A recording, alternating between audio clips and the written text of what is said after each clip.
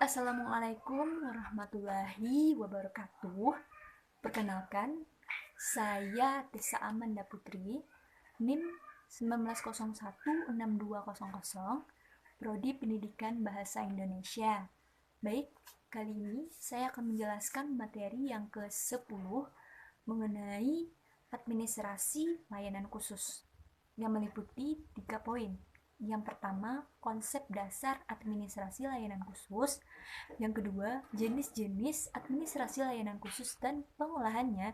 Dan yang terakhir, keterlibatan guru dalam administrasi layanan khusus. Baik, kita bahas yang pertama, konsep dasar administrasi layanan khusus. Sama-sama yang kita tahu bahwa administrasi itu berarti membantu, melayani, serta mengarahkan suatu kegiatan untuk mencapai tujuan tertentu. Nah, jika dikaitkan dengan administrasi layanan khusus, berarti suatu kegiatan untuk membantu, melayani, mengarahkan, serta memberi layanan secara khusus atau secara tidak langsung berkenaan dengan proses belajar mengajar di kelas. Nah, pelayanan khusus ini diberikan oleh pihak sekolah kepada siswanya agar mereka lebih optimal melaksanakan proses belajar mengajar di sekolah. Dengan begitu, pelayanan khusus ini diselenggarakan dengan maksud untuk memperlancar pelaksanaan pengajaran dalam rangka pencapaian tujuan pendidikan yang telah ditentukan. Baik, yang kedua, jenis-jenis administrasi layanan khusus dan pengolahannya.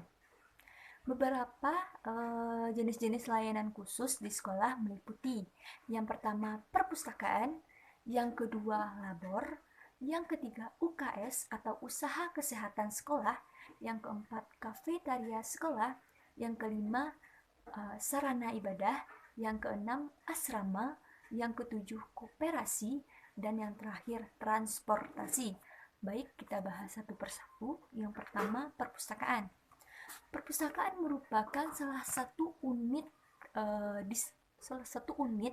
yang memberikan layanan khusus kepada para siswanya dengan maksud untuk menunjang proses pembelajaran serta melayani informasi-informasi yang dibutuhkan oleh siswa serta memberikan layanan rekreatif melalui bahan koleksi pustaka.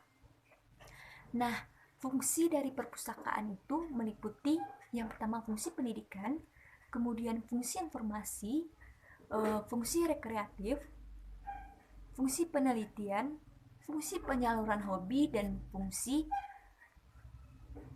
penanaman rasa tanggung jawab.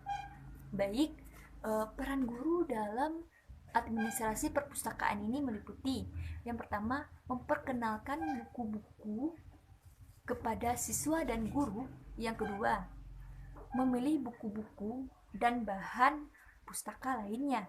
Yang keempat, mempromosikan perpustakaan baik untuk pemakaian maupun pembinaannya. Dan yang terakhir, mengusahakan agar siswa ikut berperan aktif dalam membantu perkembangan perpustakaan.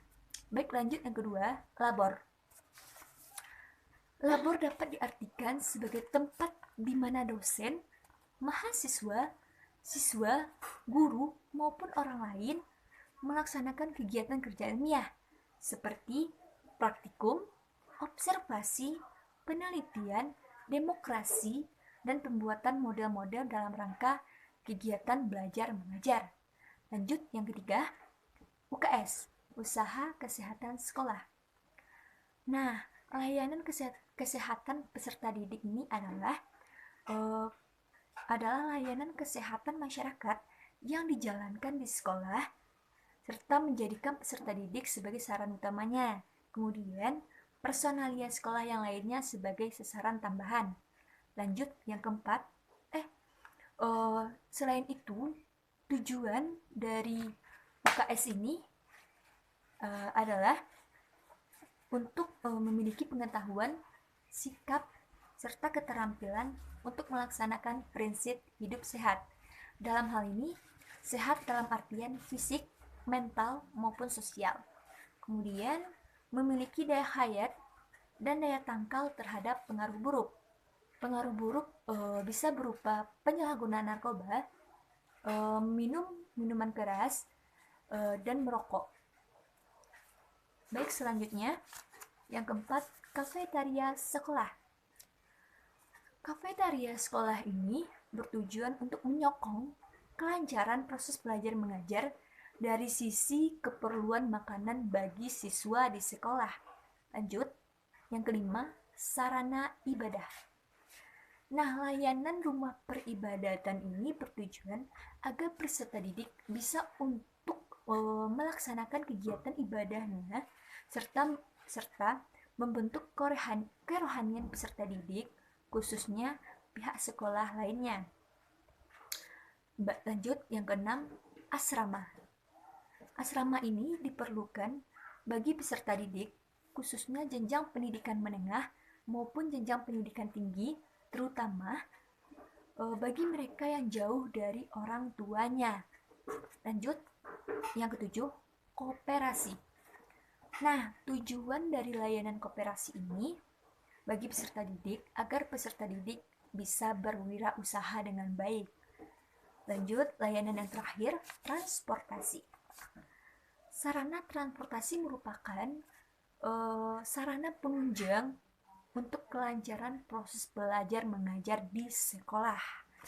Lanjut, poin yang ketiga, keterlibatan guru dalam administrasi layanan khusus. Yang pertama, keterlibatan guru dalam administrasi perpustakaan meliputi memperkenalkan buku-buku kepada siswanya. Lanjut, yang kedua, menguasai